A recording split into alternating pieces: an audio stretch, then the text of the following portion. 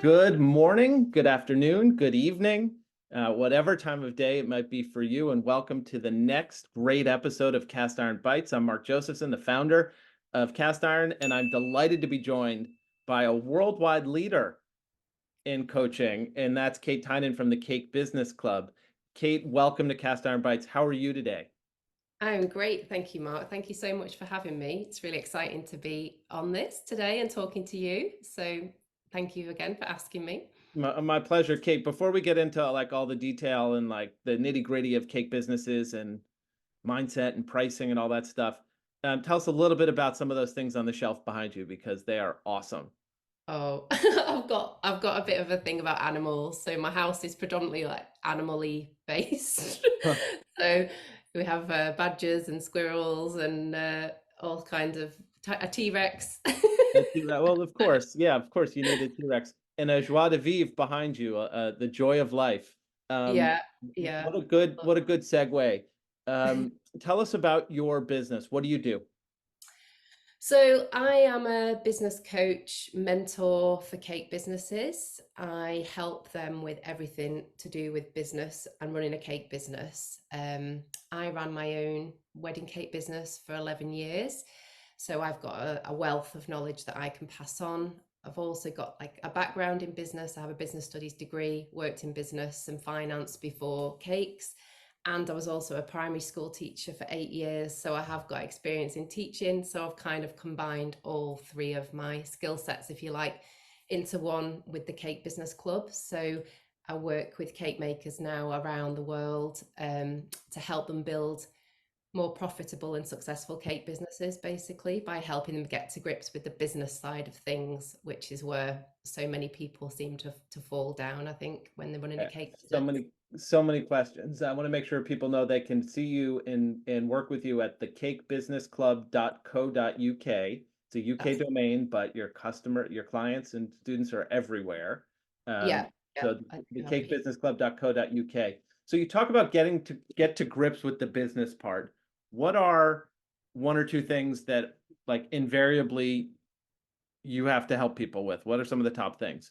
I'd say one of the main things that I help people with is pricing and like money mindset around pricing and being able to understand what they should be charging and how they should be charging it, basically, to be able to actually make money. What is Um, money mindset? That I've never heard that so before like that. around your kind of beliefs around money, sort of your worth and what you feel you should be paid for your work, and sort of receiving money kind of internally in your mind, like what you say to yourself about things. So lots of cake makers seem to say to themselves, no one would pay that, or my work's not worth that, I wouldn't pay that, how can I possibly charge that for my cake? So it's about reversing those negative thoughts that are happening in their inside their brains, basically, and giving them the power and the confidence to realize that yes, they can go out and ask for that amount of money for their cake. I think a lot of people, because cake is a sort of short-term thing, it's not something like an ornament you're going to put on your shelf forever. It's like it's only got a short lifespan. That moment of enjoyment, if you like, is quite short. People are cautious about actually charging properly for them for their cakes. But cake is edible art in the end, and the amount of time that people train to be able to make a cake and the amount of time it actually takes them to make that cake from start to finish is often like immense. And it's a huge issue in the cake industry in general that people are wary of charging what they should actually be charging for the time it's actually taken them to make it. How much of the pricing work is math versus confidence? It's probably a bit 50-50, to be honest. I think once people feel a little bit more confident, then they're less scared of the math side of things, Hmm. less scared of actually working out their pricing. But I think people definitely don't always have all their ducks in a row in terms of how to price a cake. Often it's a figure that's plucked out of the air, like I think I should probably charge that. Like they don't really know how much it's cost them to actually make. They don't really know how long it's taken them to make it. They've not thought about other costs in their business, like, insurance, websites, rent, all these things that we have to pay to run a business. And very often the time element is undervalued massively. So people are charging, in the UK, we have a minimum wage, Mhm. and often people are charging, when they work it out, it's a lot less than the minimum wage that they're making on their cakes. Yeah. Kate, it's interesting. You talked about starting with confidence, so then you're confident to get into the math.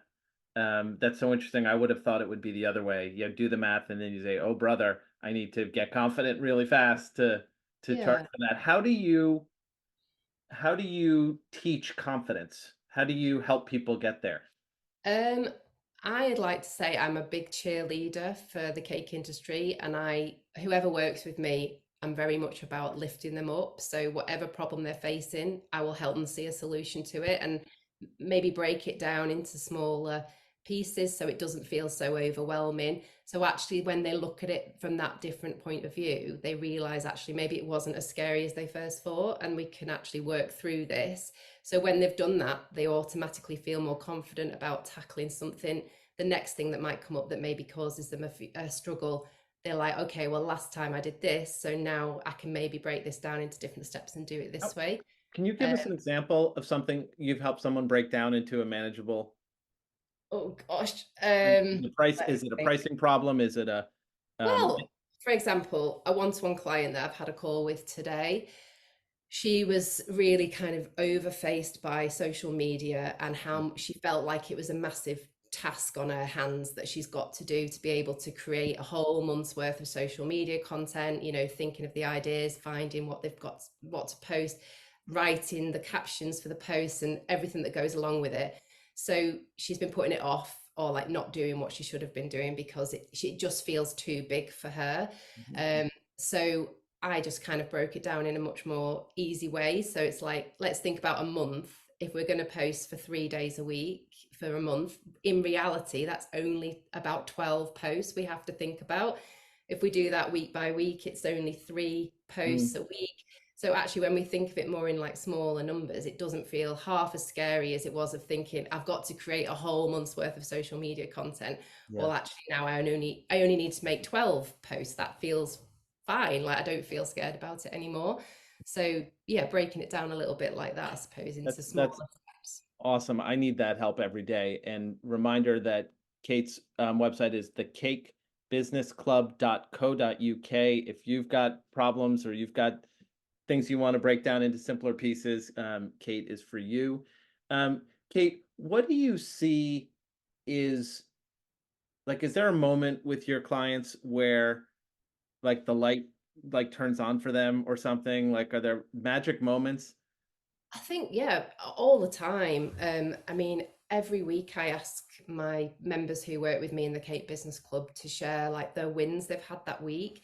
And sometimes, they're more like personal wins, like they've set, for example, maybe an order they would have previously taken on because they were scared to turn it down. They've Mhm. said no to because it actually didn't align with their vision for their business, or the client didn't want to pay what they actually wanted to charge, so they weren't really the right customer, so they felt empowered to do that. Down, and it could also be like I had a client last week who secured a huge cake order of £2,500 in the UK, and like previously it would have been something that she never even would have dreamed of. But Mm, through my kind of guidance and help with her, and I helped her to put the quote together and like told her that she was going in a little bit too low and to try this higher amount. And she actually gave the client two options, and the client went with the most expensive option. mm, And previously, she might not have had the confidence to put that forward to a client, because kind of she knew that I was there, like in the background, sort of cheering her on. She felt more empowered to go and try it, and actually, it worked. Another client I've got, she was previously kind of making wedding cakes that were way too low in cost, and I, mm, and I laid it out to her like very clearly that if we carried on the path that she was going on, she's never going to make any money. Like the goals that she had fine for finances they just were unachievable on her current trajectory. So I helped to think about a new pricing structure, And she was scared to implement it at first because it felt so weird to what she was used to be doing, and it felt quite, the prices were much higher than what she'd previously quoted. But in the space of a matter of weeks, she'd secured 5 new orders at the higher prices and even higher than what she'd envisaged. And she can now Mm, see that her business going forwards can be successful and she can yeah. actually meet her goals. So, yeah, Kate, there's just so many things that happen. I have to join. I have to join the Cake Business Club because it sounds like amazing for what you do at the cakebusinessclub.co.uk. All right, this is the fun part where I ask you 3 questions. Okay. Simple questions, no need to worry. We're all friends here. Um, First question for you, Kate, is what's the best meal you've ever had? Oh wow. Um, the best meal I ever had was fairly recently around New Year time this year. We went to a restaurant in Wales, in a little town in Anglesey, which is a coastal town in Wales, and had a tasting menu that was like all locally foraged, lots of local fish, and everything that came out was just such an amazing experience. It was all individual little plates, and even the things that the food was presented on had been made by the chef. So there was like a box with wool in it, and like a crab shell that had been painted, and all these like amazing things. It was a real like experience, not just a meal. I'd say that's probably one of the best things I've ever eaten. I do like my food though, so I regularly Yeah, eat I, nice meals. yeah, I try to eat every day too.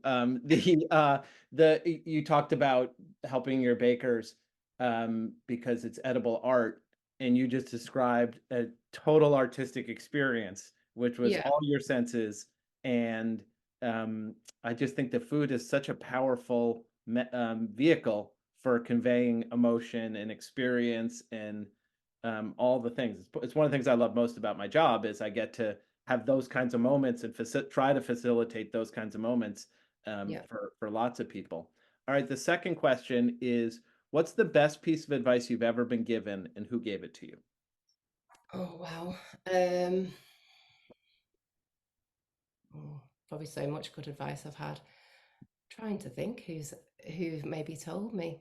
I think not to be afraid to say no to things, because often we're too frightened to say yes because we don't want to miss out on opportunities. Hmm. But actually, sometimes when we say no, it opens the doors to opportunities that wouldn't have come our way if we'd actually said yes, which often are better opportunities than the one that was presented to us in the first place. But I honestly can't remember who said that to me. Probably more than one person. Um, Okay, that and I works. do say that. I do say that to my clients as well. Like, don't when you say like ask for things or say no or say yes, whatever feels right to you, because you don't know what's the worst that can happen if you say how you're feeling. It can always go a way that is better than what you thought in the first place. That's great. I love it. And last question for you is, who inspires you in this industry? Maybe somebody we could talk to in an upcoming episode of Cast Iron Bites. Who's somebody that inspires you? In the cake industry in general, Yeah, and if um, that, yeah, if you have someone. I'd say one of the most inspiring cake makers around at the moment for me is a cake designer called Anna Lewis Cake Design. She just has a brand that is beautiful. Her work is beautiful. Everything about her kind of cakes, her whole image, her photography, her website. It's just, if I was to pick an example of someone who's doing all the right things in the cake world, if you like, I would probably choose Anna. She's an amazing cake designer, and I think often when the cake designers are amazing, they don't see it themselves Hmm. how amazing they are. They often like are their own worst critic. So yeah, Anna's brilliant. I really love her work. Amazing. We will check her out. And for all of my friends who are listening and watching today, remember you too can work with Kate and get just, I mean, tremendous support. And if you want a cheerleader in your corner, which we all need, Kate is for you at the cakebusinessclub.co.uk. Kate, thank you so much for spending time with us. Thank you so much for bringing such color to our screens today. I really appreciate it. Have a wonderful, wonderful day. Thank you for having me.